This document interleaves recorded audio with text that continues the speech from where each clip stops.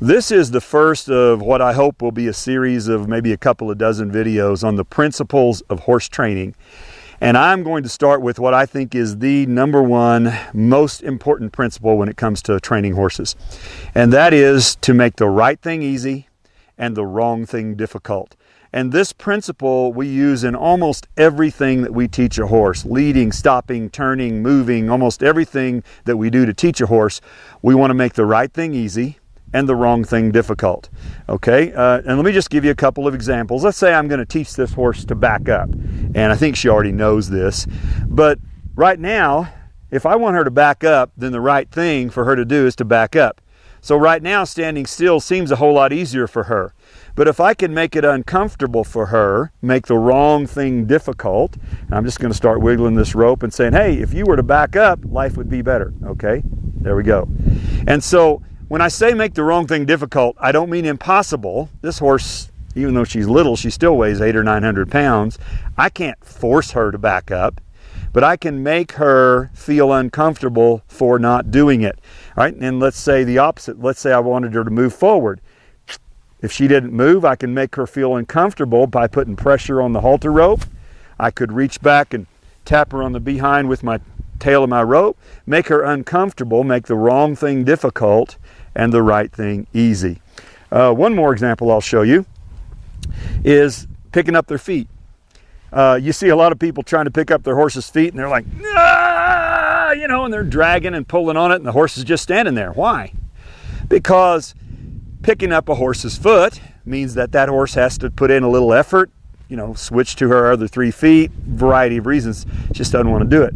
Make it uncomfortable, make it difficult for her to do the wrong thing. So I'll run my hand down there and squeeze, and if she doesn't pick it up, then I'll make it uncomfortable by squeezing the tendon on her foot. Okay? If she didn't pick it up, some people squeeze the chestnut. I can squeeze that chestnut right there. She'll pick it up by making her uncomfortable. I could, even in extreme cases, I've had a few horses that didn't work with. I'd take my little Leatherman tool and just tap the cannon bone. Tap, tap, tap, tap, like that, to make it uncomfortable. And so that's what I mean by make the right thing easy and the wrong thing difficult. Now I'll saddle up a horse and I'll show you some examples from in the saddle. Okay, so I've saddled up my horse here to show you, illustrate this, make the right thing easy and the wrong thing difficult. A couple of examples under saddle. And you know, these principles work on just about everything we do with horses. They also work on children and husbands, by the way. When my 2 older kids were teenagers, I remember they were laying on the couch, Dad, I'm bored. And I said, great, let's go outside and pick up rocks. And we went outside for about an hour in the hot sun and picked up rocks. A couple of days later, Dad, I'm bored. Great, let's go outside and pick up rocks. We went outside, pick up rocks for a couple hours. And you know, I don't think they've ever uttered that word bored ever again. That was 20 years ago. So make the right thing easy and the wrong thing difficult. Once you get the concept down, you can kind of figure it out. Very common problem that people have is the horse, they get ready to get on the horse and the horse walks off. Okay? And this horse won't do it. But if he did, if I were to put my foot up here and this horse walked off, then I need to make that difficult. And it could be something as simple as just backing him up if he does that. Or I might take my Makati, send him around. Oh, you want to move? Fine. Let's make it difficult for you to move. The wrong thing is for you to move around. Make him work a little bit, make him work a little bit. Run him around here for about 5 minutes. Yield his hindquarters. Get him really kind of a little bit tired and sweaty. You say, oh, there you go. I bet standing still is a really good idea, isn't it? Now let's see if we can get on again.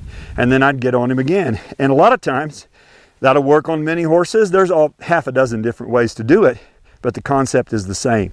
Make the right thing easy and the wrong thing difficult. Let me show you one more example. And this is a pretty big horse, by the way, for an old guy like me. Here's another example. Let's say I had a young horse and I wanted to teach that horse to back up. Maybe it was the first day or two I'd been on the horse's back. And I didn't want to do it with a lot of pressure. What I could do is just take my lead rope here and start putting pressure on this horse's neck. And I don't know what this horse is going to do. Don't know if I've ever done this. So I start pulling on him a little bit, sit back in the saddle, kind of cue him to back up. He didn't do anything. Well, let's make it difficult. So I'll increase the pressure, there, let it go. Okay, so all I didn't make it impossible for him to stand still. I made it difficult for him to stand still. And if he hadn't moved, then I could increase the pressure by pulling a little harder on that rope, like this, all right, until I got the desired result. So I hope that helps you understand the concept. No matter what you're teaching your horse, make the right thing easy and the wrong thing difficult.